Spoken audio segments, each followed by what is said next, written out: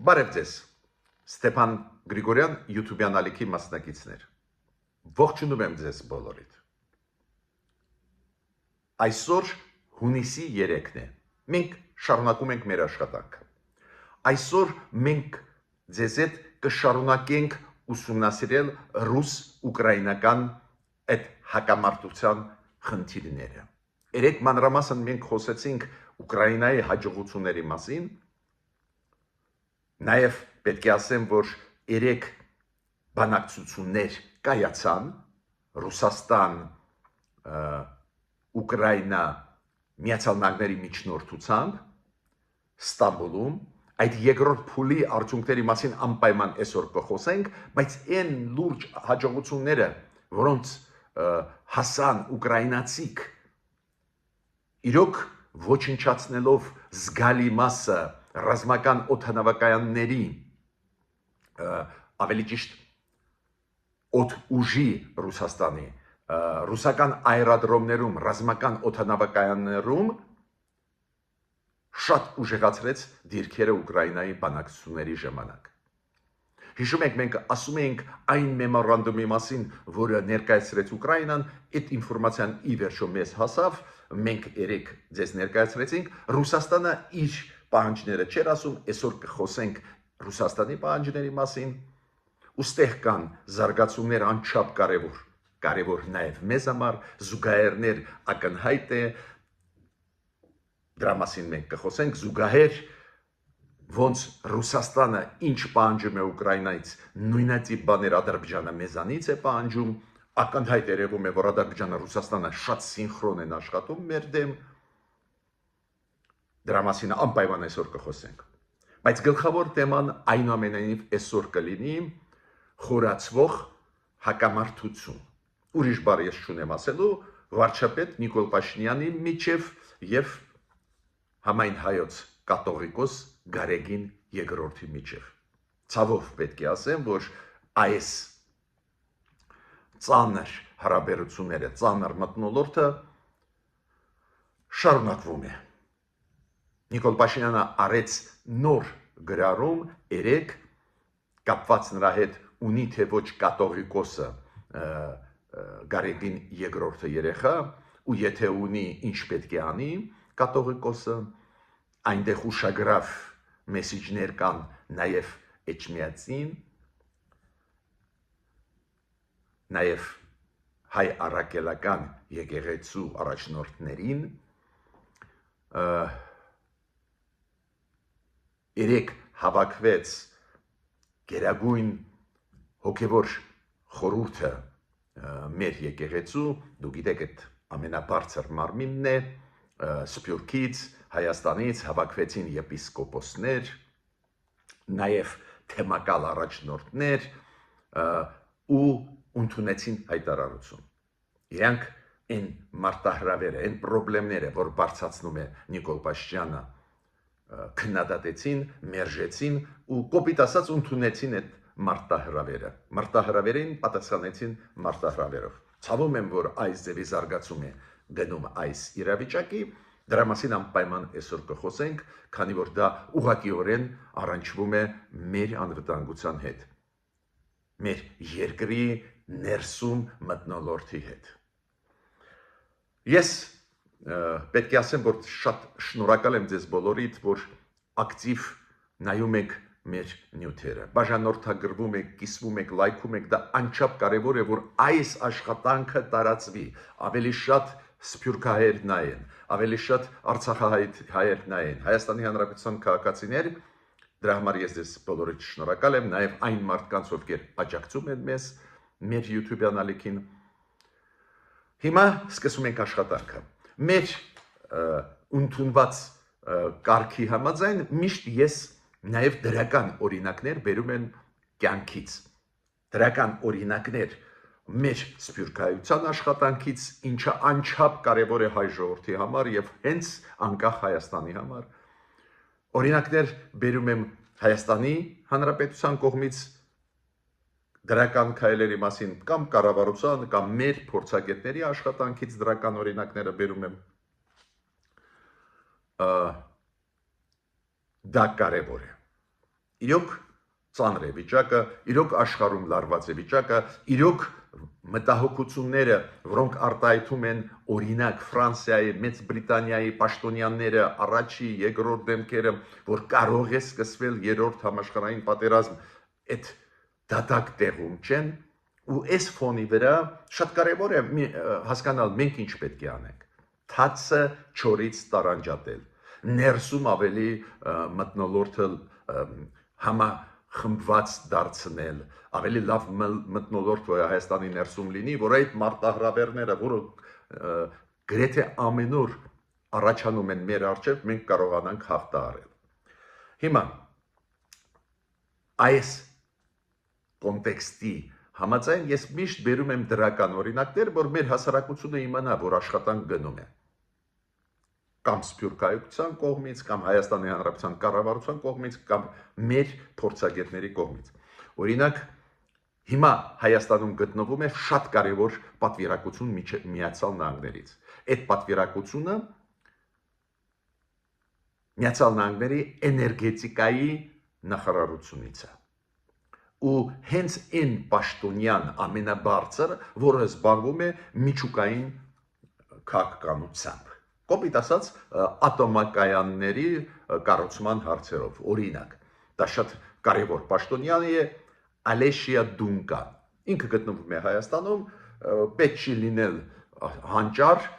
հասկանալու համար, ինչի համար ինքը ստեղ է, Հայաստանում է, հենց մեր ծրագրերը կապված ատոմային էներգետիկայի հետ, Միացյալ Նահանգների հետ շարունակական դարձնելու, հենց դրա պատճառով է ինքը ստեղ գտնվում։ Դուք հիշում եք, վաղուց է դա քննարկվում է, հնարավոր մոդուլային ատոմակայան կառուցել Հայաստանում, շատերը քննադատում են, ասում են քայլեր չեն արվում, ես բերում եմ այդ օրինակը, որը ապացուցում է, որ աշխատանք գնում է։ Այս կլասի մակարդակի պաշտոնյա Միացյալ Նահանգներից, որը էներգետիկայի նախարարության Ամերիկայի երկրորդ դեմքն է, որը հենց զբաղվում է միջուկային ծրագրերով, նաև միջուկային ատոմակայանների կառուցման աշխարհով մեկ, հենց այդ պաշտոնյան ստեղ է։ Ուրեմն գնում է այդ աշխատանքը, անչափ կարևոր է, ուղղակի իմ կոչը կառավարության որոշումը, որ ատոմակայանը, որ համակարգերի համաձայն, որ երկրի մենք պետք է կառուցենք նոր ատոմակայանի մասին է խոսքը, ինչքան կարելի է շուտ պետք է ընդունել, քանի որ նույնիսկ ծրագիրը ստորագրելուց հետո բոլոր այդ պայմանները ընդունելով, համաձայնեցնելով նույն ամերիկացիների հետ նվազագույնը 7-ից 8 տարի կանցնի մինչև կառուցվի նոր ատոմակայան Հայաստանում, բայց լուրը դրական է։ Իմիջիալ շատ հետաքրքիր էր, որ Ալեշիա Դունկանը, որը բարձրագույն պաշտոնյա, բայց էներգետիկայի նախարարության Միացյալ Նահանգների, նույնիսկ այս պատվիրակությունը գնաց Ծիծեռնակաբերդ։ Մեր հայ ժողովրդի պատմությունը հարգելով ցեղասպանության հուշահամալիր։ Ինքը պետդեպարտամենտից չէր։ Ինքը նախագահական Տրամպի ադմինիստրացիայի չէր, որ դուք ասեք, պրոտոկոլով ինչ որ պարտավորություններ այդ ձևի պատվիրակություններ ունեն։ Բայց ինքը գնաց, ինքը հարգեց հայ ժողովրդին, ի տարբերություն Սերգեյ Լավրովի, որը թքեց հայ ժողովրդի երեսին։ Եկավ, ստեղ անհասկանալի մարդկանց հետ հանդիպեց, ինչ որ անմահգունդ, ինչ որ հանցագործներ, ովքեր ինչ հանցագործություններ կատարել են Ուկրաինայում պետք է դեռ պարզել, իրանց հետ հանդիպեց Երևանը։ Բայց չգնաց հուշահամալիր ցեղասպանության։ Մյուս անչափ կարևոր դրական լուր հայ ժողովրդի համար։ Բոլորդ հիշում եք Աննալենա Բերբոկի, նախկին արտգործնախարար Գերմանիայի։ Գերմանիայում ձևավորվեց նոր կառավարություն, նոր վարչապետ, կանցլեր Գերմանիայի հիմա կա ու նոր արտգործնախարար։ Անալենա Բերբոկը դարձավ նախկին արտգործնախարար Գերմանիայի։ Մեծ բարեկամ հայ ժողովրդի։ Մի հատ հիշեք իր ելույթները ՄԱԿ-ի անվտանգության խորհրդում Ադրբեջանի ագրեսիայի ժամանակ եւ Հայաստանի դեմ, եւ Լեռնային Ղարաբաղի դեմ։ Մեծ բարեկամ հայ ժողովրդի։ Ու ճիշտ ասած, ես մտահոգված էի, ասեցի, որտեղ է ինքը լինելու։ Այս ձևի մարդիկ եւ բարձր մակարդակի հայտնի քաղաքական գործիչներ, հայտնի կառավարություն անդամներ, հայտնի դեմքեր, միջազգային նորմեր իմացող չպետք է կորեն։ Ու պետք է ուրախությամբ ձեզ բոլորիդ ասեմ, ինքը նշանակվեց ՄԱԿ-ի գլխավոր ասամբլեայի նախագահ։ Այդպես պաշտոն կա շատ կարևոր, որը կարգավորում է այդ աշխատանքները ՄԱԿ-ի գլխավոր ասամբլեայի 167 երկիր կողմ քվեարկեցին իօքուտ իր տեխնացուի։ Մրցակից ինքը չուներ, բայց շատ ուշագրավ է, որ ոչ թե ասենք 100 կամ 80, դու գիտեք, կեսից ավելին հերիք էր, 194 գրանցված պետություն կա, կեսից ավելին նույնիսկ 100-ը հերիք էր։ Բայց այստեղ շատ կարևոր է, որ աշխարհը ցուցաբերեց Անալենա Բերբոկի նկատմամբ մեծ հարգանք։ Ինքը հավաքեց 167 կողմ, 167 երկիրը ասեցին, այո, ինքը կարող է լինել ՄԱԿ-ի գլխավոր ասամբլեայի նախագահ։ Անչափ կարևոր լուր է հայ ժողովրդի համար։ Ես պետք է ասեմ, որ մենք պարբերաբար անդրադառնում ենք Դոնալդ Տրամպի վարկանիշին, Միացյալ Նահանգների վարկանիշին։ Դոնալդ Տրամպի քաղաքականությունը բարդոտ է, պարբերաբար մենք էլ արտահայտում ենք զարմանք իր քաղաքականության, ոնց է ինքը հավատում Պուտինին, մի քիչ հիմա փոխվեց, մի քիչ սկսեց հասկանալ, բայց պատկերացնում եք նախագահան Միացյալ Նահանգների, որին ուղղակի ձեր է առնում Պուտինը, ու Դոնալդ Տրամպի վարկանիշը կտրուկ սկսեց նվազել։ Հիմա այն ուսումնասիրությունները, որոնք կատարվում են տարբեր հեղինակավոր կազմակերպությունների կողմից, նաև այդ թվում ամերիկյան, ցույց է տալիս այդ ուսումնասիրությունները, որ Դոնալդ Տրամպի վարկանիշը կտրուկ անկում է ապրում, բայց բացի դրանից ռեյտինգը Միացյալ Նահանգների վարկանիշը Միացյալ Նահանգների անկում է ապրում աշխարհում առաջի հերթին Դոնալդ Տրամպի այդ հարկային քաղաքականության հետ կապված, մաքսատուրքերի հետ կապված։ Ես ավելին ձեզ ասեմ, այդքան անկում են ապրում, որ նույնիսկ հիմա ռեյտինգը համեմատ Միացյալ Նահանգների Չինաստանի ռեյտինգը առաջ դուրս եկավ, քանի որ Չինաստանը դիտվում է որպես ավելի վստահելի գործընկեր։ Հիմա դուք կարող եք ասել, գիտեք, ոչինչ, աշխարհում չեն ընդունում Դոնալդ Տրամպին կամ աշխարհում կամ Միացյալ Նահանգների ռեյտինգը անկում են ապրում, բայց ներսում ընդունում են Դոնալդ Տրամպի քաղաքականություն։ Ներսում էլ անկում է ապրում իր վարկանիշը։ Ես պետք է ասեմ, որ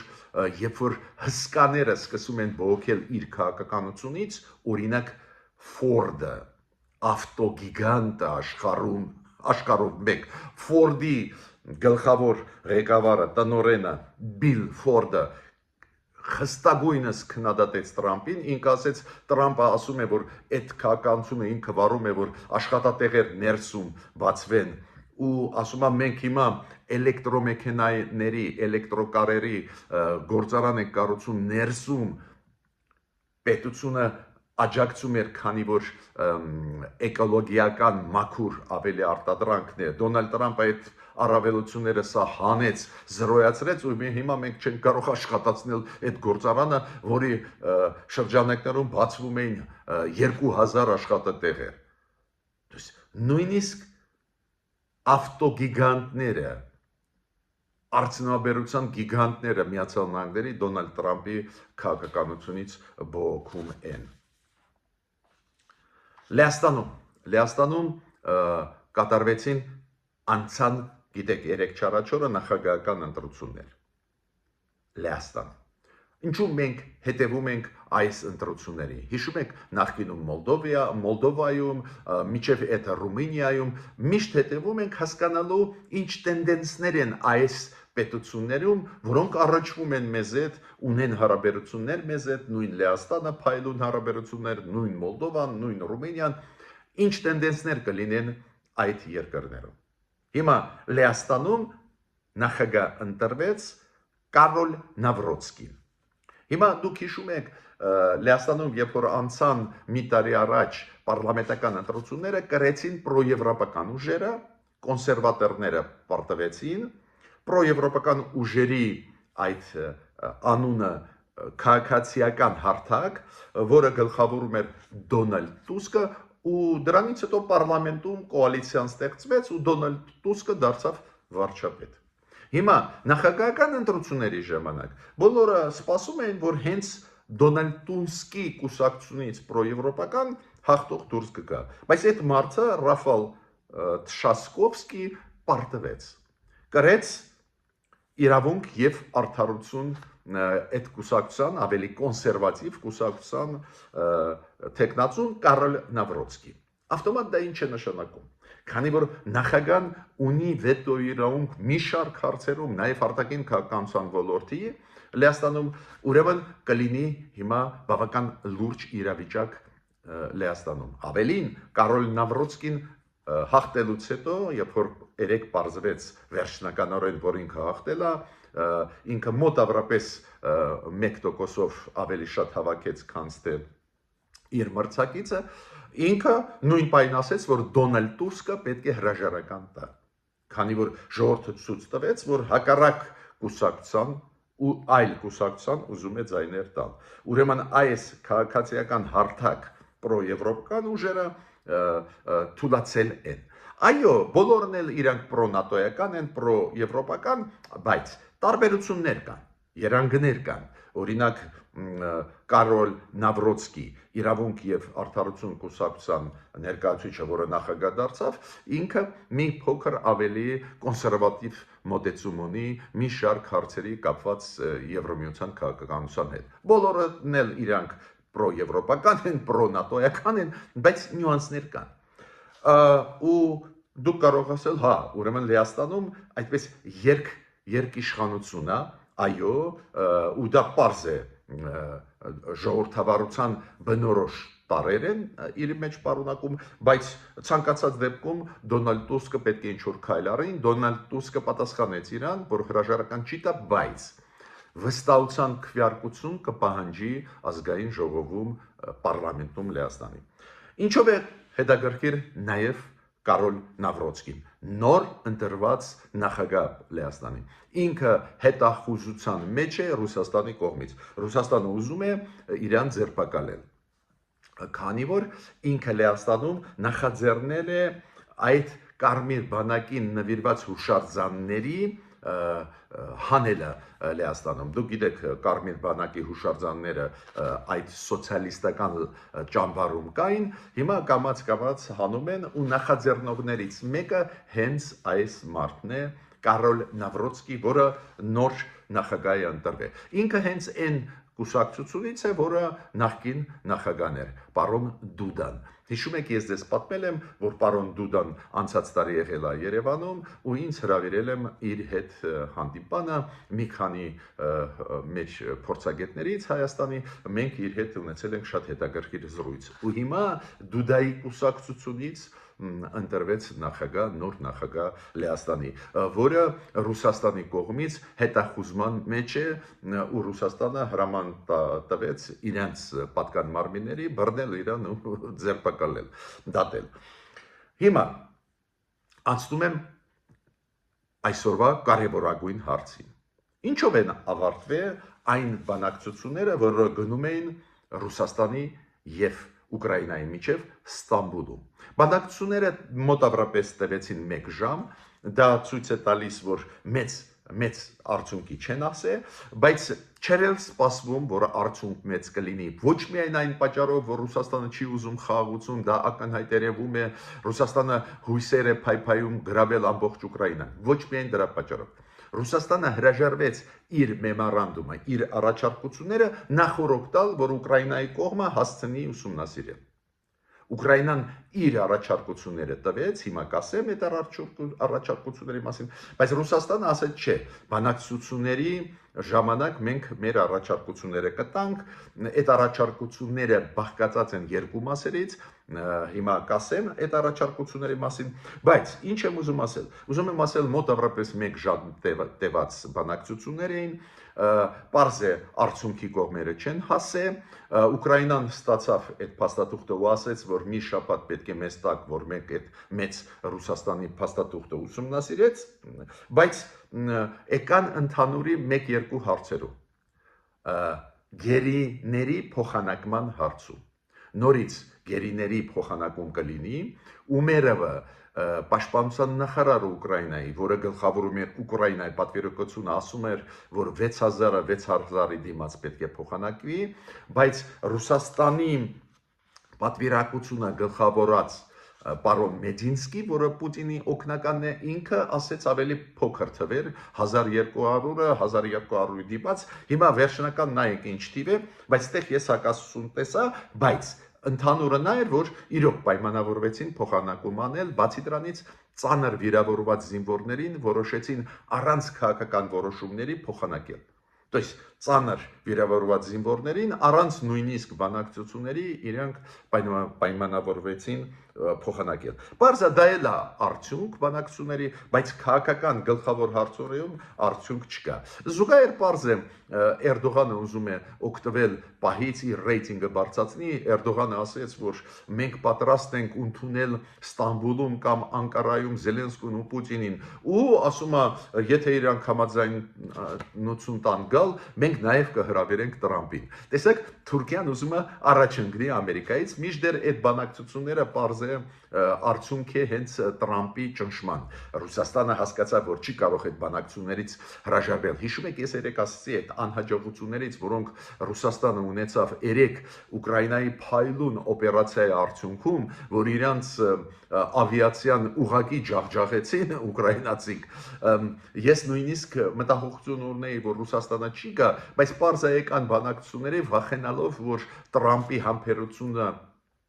վերջանա, ու Թրամփը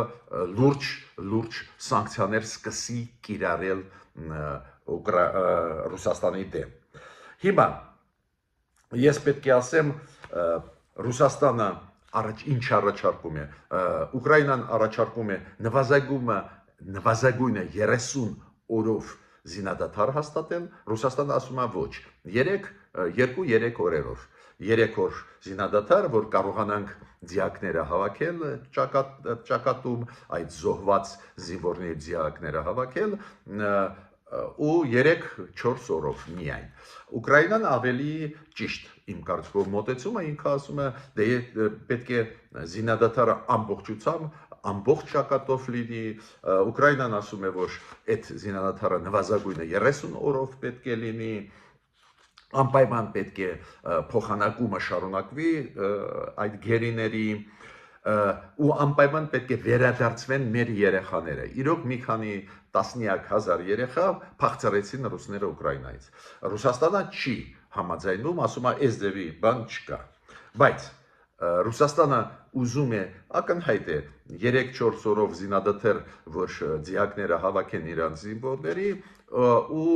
ժամանակ ունենան զորքերը էլ ավելի մոտիկացնել Ուկրաինայի տարածք, փորձեն էլի գրավել տարածքներ, դա ակնհայտ է։ Ավելին Ռուսաստանը բարձրացնում է հարցեր, որոնք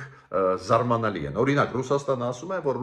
Ուկրաինան պետք է հրաժարվի ՆԱՏՕ մտնել, Եվրոմիություն մտնել, նեյտրալ երկիր պետք է լինի, Ուկրաինան պետք է հրաժարվի ռազմական համագործակցությունից Եվրոպայի հետ, Մեծ Բրիտանիայի հետ, Միացյալ Նահանգների հետ, Ուկրաինան պետք է համաձայնվի, որ Ղրիմը եւ 4 շրջաններ Լուգանսկ, Դոնեցկ, Զապորոժիե, Խերսոն ճանաչվեն անբաժանելի մաս Ռուսաստանի, ես կասեի այդպես, ձեր են առնում քանի որ այդ պահանջները անհեթեթություն են։ Օրինակ Ռուսաստանը պահանջում է, որ Ուկրաինան չունենա բանակ կամ փոքր բանակ ունենա, զինատեսակներ դուրս բերվեն Ուկրաինայի տարածքից։ Մոտավորապես այդ բաները մեզանից Ադրբեջանն է պահանջում։ Հիշում եք, որ ասում էր դիտորդներին Եվրոմիության հանեք սահմաններից, անլուրջ պահանջներ կամ ընչեք զենք առնում։ Հիշում եք Ադրբեջանը մեզ ասում էր, հիմա Ռուսաստանը ձևակերպում է օֆիցիալ պահանջների մեջ Ռուսաստանի Ուկրաինայի առջև, որ զինատեսակներ, օրինակ տանկեր Ուկրաինան իրավունք չունի ունենալ կամ չգիտեմ ռազմական ավիացիան։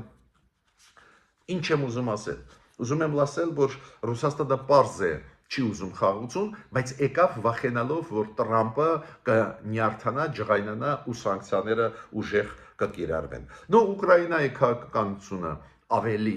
ռեալիստական է, Ուկրաինան ասում է մենք նույնիսկ համաձայն ենք, որ սանկցիաները հանվեն Ռուսաստանից, եթե Ռուսաստանը օրինակ զինադադար հաստատի 30 գոնե օրով։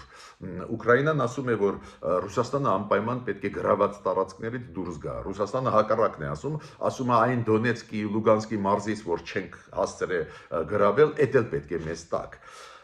Ուրեմն բանակցությունները գնացին, արդյունքները մեծ չեն, ակնհայտ դա երևում է, բայց ուզում եմ ասել, որ պարզ է, որ մթնոլորտը փոխվեց։ Հիմա Ռուսաստանը չհամարձակվեց, այս անգամ ասել, որ եթե Ուկրաինան չհամարձակվի, մենք Սումի մարզը ու էլի ինչ որ նոր մարզ դեզանից Ուկրաինա կփոկենք, քանի որ Ուկրաինայի փայլուն օպերացիան անցկացված Ռուսաստանի խորքերում ոչնչացրել է Ուկրաինան 41 ռազմական ստրատեգիկ նշանակություն ունեցող ինքնաթիռներ, ռազմական ստրատեգիկ նշանակություն, ովքեր կարող են օդ բարձրացնել նույնիսկ միջուկային զենքը, ուժեղ հրթիռները ու օդից խփեն Ուկրաինան ու խփել են հրթիռներով տարբեր։ Ոչնչացրեց 41 հատ։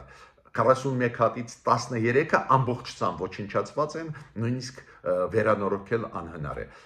Մյուսը այդ 41-ից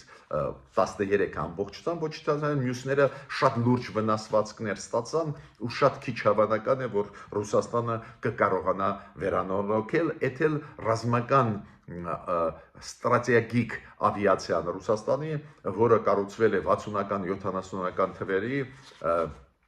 ու պարզ չի ինչ վիճակում է այդ ավիացիան։ Ուրեմն Ուկրաինան նաև հայտարարեց ի պաշտոնե, դա պաշտպանության նախարարության տեղակալն էր, ասե Ուկրաինայի, որ տարեկան կարող են արտադրել 10 միլիոն դրոն։ Այդքան թափը վերցրած է, որ 10 միլիոն դրոն։ Դες Ուկրաինան ասում է այս նոր տեխնոլոգիաներով մենք կշարունակենք պատերազմ։ Եթե ուզում է Ռուսաստանը շարունակել, այդ վնասները էլ ավելի կուժեղանան։ Լավ, ստեղ զարգացումները մենք տեսնում ենք, որն են պարզը մենք պետք է հետևենք, քանի որ զարգացումը Ուկրաինայում շատ նմանատիպ է այն պահանջներին, Ռուսաստանի պահանջները Ուկրաինայի դեմ, շատ նման են այն պահանջներին, որ մեր առջև դնում է Ադրբեջանը,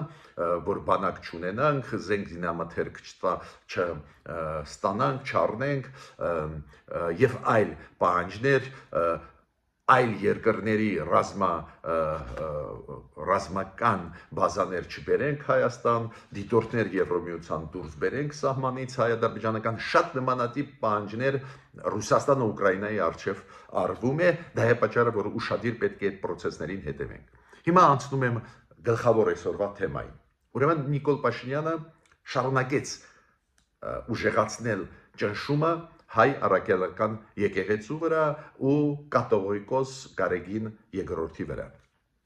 Ինքը այն հայտնի հայտարարություններից հետո կառավարության նիստում, գրառումներից հետո երեք էլի գրառում արեց իր Facebook-ում։ Ինչ գրառում արեց Նիկոլ Փաշինյանը։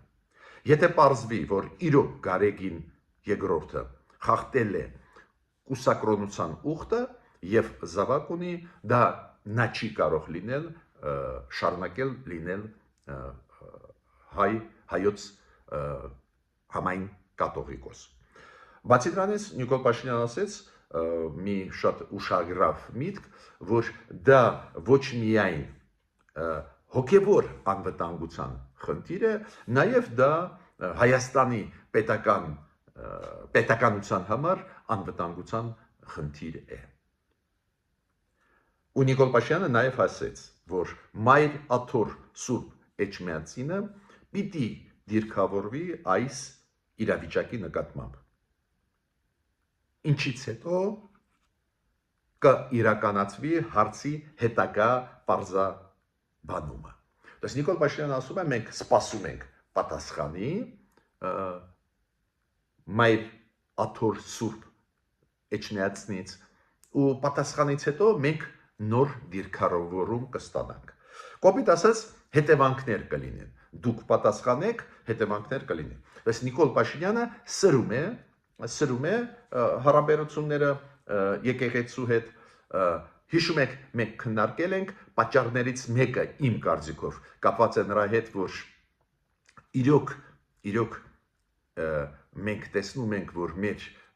եկեղեցին կամ առանձին սպասավորները եկեղեցու նույն եպիսկոպոսները առանձին ակտիվ մտան քաղաքականության դաշտ, նաև հիշում եք հայտարարությունները, նաև Գարեգին երկրորդի հայտարարությունը կաթողիկոսի, որ Նիկոլ Փաշինյանը պետք է հրաժարական տա, դա ակնհայտ տեղափոխում դեպի քաղաքական դաշտ, ինչը ես կարծում եմ անընդունելի է, ու հիմա Նիկոլ Փաշինյանը այս քաղաքական պայքարի իր դեմ պատասխանում է։ Եթե դուք տեղափոխում եք քաղաքական դաշտ, իմացեք, ստեղ այլ խաղի կանոններն են, ուրեմն դուք ձեր թույլ տեղերին մենք կհարվածենք, ու Նիկոլ Փաշինյանը ասում է, եթե կաթողիկոսը երեխա ունի ու պարզվի, որ երեխա ունի, դա ավտոմատ նշանակում է, որ ինքը չի կարող մնալ կաթողիկոս, քանի որ դա խախտում է շատ կարևոր սկզբունքները մեջ հայ առաքելական եկեղեցու։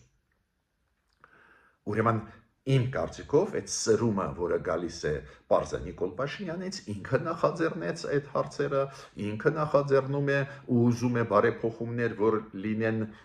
մեր հայ առաքելական եկեղեցու ներսում, բայց այս նախաձեռնությունները իմ կարծիքով կապված են այն մտահոգության հետ, որ մեր եկեղեցին բավական ակտիվ սկսեց զբաղվել քաղաքական գործունեությամբ։ Ես ամբողջ եկեղեցու մասին չեմ ասում, առանձին եպիսկոպոսներ եւ Գարեգին երկրորդի հայտարարությունները հիմք վերցնելով։ Հիմա պարզ է, որ նաև թիմի անդամները Նիկոլ Փաշինյանի ասում են, որ բարեփոխումներ պետք է կատարվեն եկեղեցու ներսում, օրինակ Ժանա Անդրեասյանը մեր նախարարը կրթության, գիտության, սպորտի նախարարը ինքն էլ հայտարարություն արեց, որ անհրաժեշտ են բարեփոխումները մեր եկեղեցու ներսում, ստեղ մի նյուանս կա, որը պետք է ասվի մեր կառավարությանը։ Կառավարություն դուք ցավոտ արձագանքեցինք նրան, որ մեր եկեղեցականները մտան քաղաքական դաշտ, այդ Բագրատ Սրբազան, այլ եպիսկոպոսներ, ովքեր հայտարարություններ են անում քաղաքական, պահանջում են հրաժարական կառավարության, նաև Նիկոլ Փաշինյան, իրանք մտան քաղաքական դաշտ ու դուք դժգոհ եք, աշխարհիկ ղեկավարներ Հայաստանի, ես ուղղում եմ նաև Նիկոլ Փաշինյան, դժգոհ եք ու այդ դժգոհության մեջ կա ճշմարտություն, բայց մյուս կողմից դուք առաջարկում եք, որ բարեփոխվի մեր հայ առաքելական եկեղեցին, նաև այդ թվում առաջարկում ենք, որ կարգը ընտրելու կաթողիկոսին փոխվի, պետք է ասեմ, որ դուք էլ իրավունք չունեք մտնել այս դաշտ։ Մենք աշխարհիկ երկիր ենք։ Կառավարությունը եւ եկեղեցին տարանջատված են։ Եկեղեցին իր կյանքով է ապրում, հոգևոր կյանքով է զբաղվում հայերի, մեր հայ ժողովրդի, մեր կառավարությունը առօրյա կյանքով անվտանգության հարցերով պետք է զբաղվի։ Ստեղ իրոք կան նյուանսներ, երկու կողմից էլ կան նյուանսներ, իմ կարծիքով սխալներ, բայց Նիկոլ Փաշինյանը լի է վճռականության փոփոխություն կատարել մեր հայ առաքելական եկեղեցու խաղի կանոնների մեջ ակնհայտ է իր հայտարարությունից դա երևում է։ Բայց մենք բոլորս ինչ էինք սպասում, նաև այդ թվում ես սպասում էինք մեր եկեղեցու ընդհանուր արձագանքը, ոչ միայն Գարեգին երկրորդի կաթողիկոսի արձագանքը։ Ու արձագանքը եղավ, դուք գիտեք, որ մենք գլխավոր մարմինը մեր եկեղեցու դա գերագույն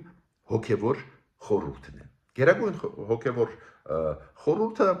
հայ առաքելական եկեղեցու հավաքում է 2 անգամ տարվա մեջ։ Կանոնադրության մեջ այդպես է, կարող են լինել արտահերթ նիստեր։ Այս երեկվա նիստը ուշ երեկոյան հենց արտահերթ նիստն էր, երբ որ բոլոր եպիսկոպոսները, նաև Սփյուռքից, նաև Հայաստանից հավաքվեցին եւ թեմական առաջնորդները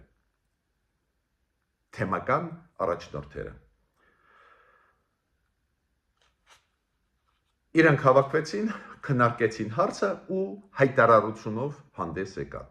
Հիմա ամբողջ հայտարարությունը չեմ կարդա, կարող եք մամուլում դա կարդալ։ Հայտարարությունից ես հասկացա, որ այն մարտահրավերը, այն խնդիրները, որոնք բարձրացրեց Նիկոլ Փաշինյանը, չի ընդունում մեր եկեղեցին, ուղիղ հակառակը եկեղեցին խստագույնս քննադատում է Նիկոլ Փաշինյանի ասածները, ոչ ասացի Բարապաշարը խստագույն քննադատում է եկեղեցին, ավելին շատ ուշագրավ կան մասեր։ Օրինակ, մի մասը շատ ուշագրավ է։ Եկեղեցու հարցերը լուծվում են եկեղեցական կարգերի ու կանոնների համաձայն եւ դուրս են պետական եւ քաղաքական գործիչների իրավասություններից։ Կոպիտ ասած, այդ հայտարարության մեջ մեր գերագույն հոգևոր խորհրդի հայ առաքելական եկեղեցու ասում է, որ այդ մեր հարցերն են, ինչ ենք մենք փոխում եկեղեցու կանոնների մեջ ներսում։ Դա չի վերաբերվում քաղաքական գործիչներին, կառավարությանը, անջատված է եկեղեցին։ Այդ շատ լավ է, որ իրանք ասում են, իրոք անջատված է, իրոք պետք է չմիջամտի կառավարությունը իրանց կյանքի մեջ, բայց իրանք էլ պետք է չմիջամտեն քաղաքական զարգացումների մեջ Հայաստանի ներսում։ Նաև իրանք դիմեցին կոչեն արե իրավական իրավասու մարմիններին, պատկան մարմիններին Հայաստանի կասեցնել վարչապետի այս անօրինական եւ անհերատես քաղաքականությունը։ Բավական խիստ է տեքստը, ես մենակ 2 հատված կարդացի, որ դուք հասկանաք ինչքանով էր խիստ, նաև քննադատվում է վարչապետի Բարապաշարը, օգտագործված մեթոդները քննադատել եկեղեցու։ Ուրեմն ես կասեի այդպես. Նիկոլ Փաշինյանը բարձրացրեց խնդիրներ, հարցեր կապված մեր հայ առաքելական եկեղեցու ներսում իրավիճակի հետ կապված, միգուցե ձևը բարձրացրած իրոք կոշտ էր, իրոք առանձին դեպքերում ձևակերպումները շատ խիստ էին, բայց պատասխանը եկեղեցականների մեր եկեղեցու պատասխանը նաև կոշտ էր, քննադատական էր Նիկոլ Փաշինյանի նկատմամբ։ Ես կասեմ այդպես, ես ցավով պետք է ասեմ, սպասում եմ ուղղակի առճակատում այդ դա կոնֆլիկտ կարելի է անվանել, այլ ոչ թե բանավեճ կամ անհամաձայնություններ, դա շատ մոտ է կոնֆլիկտի հարաբերությունները, ցավում եմ, որ կարող են այդ հարաբերությունները ել ավելի վատանալ, քանի որ Նիկոլ Փաշինյանը խոստում է տալիս, որ հետևանքներ կլինեն, եթե Էջմիածինը համապատասխան adekvat չի արձագանքի իր բարձրացրած հարցերը, ուրեմն ցավով պետք է ասեմ, որ կարող է խորանալ այս տարաձայնությունները, որոնք տարաձայնություն սխալ է ասել, հակամարտությունը, որը գնում է Նիկոլ Փաշինյանի եւ հայ առաքելական եկեղեցու միջև այդ ես ասում եի հակամարտությունը գնում է Նիկոլ Փաշինյան, կաթողիկոս հայոց կաթողիկոս, կարեգետ երկուսի միջև։ Բայց այդ հայտարարությունից հետո, որը արեց բարձրագույն հոգևոր խորհուրդը հայրաքաղաքական եկեղեցու, դա կարելի է դիտել որպես հակամարտություն վարչապետի եկեղեցու հետ։ Ցավում եմ, որ այդպես զարգացումները գնում են, իմ կարծիքով ամեն մեկը ուրնի սահմանադրության համաձայն իրենց ֆունկցիաները տարանջատված են լիազորությունները ու կոչ եմ անում մեր եկեղեցուն այնուամենայնիվ չմտնել քաղաքական դաշտում ավելի դաժան են խաղի կանոնները, հաճախ մենք լսում ենք տարբեր քաղաքական գործիչներից իրենց ուրիշ քաղաքական գործիչների նկատմամբ ամենախիստ քննադատություններ, անցնող ցանկացած նորմեր, ուրեմն իմ կարծիքով հայրաքաղաքական եկեղեցին չպետք է տեղափոխվի քաղաքական դաշտ կամ առանձին իրենց եպիսկոպոսները կամ սպասավորները։ Ես ավարտեցի իմ ելույթը, ուզում եմ խնդրել, բաժանորդագրվել, կիսվել, լայքել։